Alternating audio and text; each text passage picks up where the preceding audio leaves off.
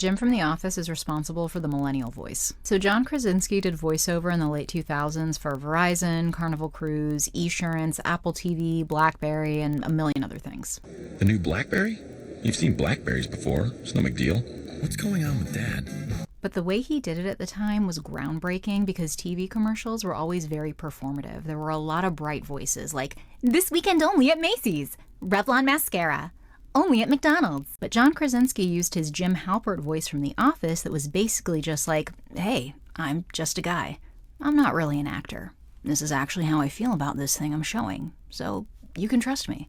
So many of my millennial clients have said to me, I want to be a more engaging speaker, but I don't want to be cartoonish. I don't want to be theatrical.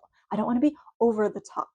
When someone comes to me and says they want to be a more engaging speaker, I'll usually work with them on bringing in more vocal variety, more personality, on making the presence a bit bigger, a bit brighter, on fully occupying the space so that they can bridge that psychological gap between themselves and their audience.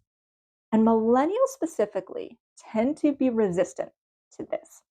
And that was a big light bulb for me in understanding why.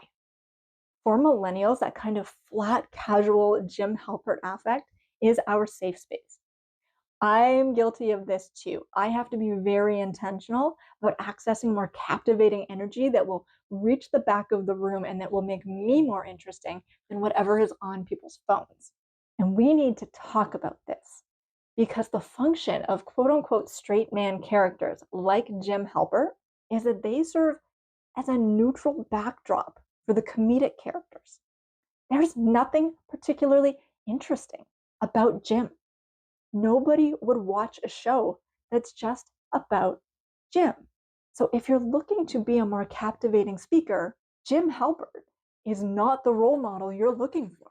So to my fellow millennials and anyone else who maybe sees themselves in this, let me issue you a challenge.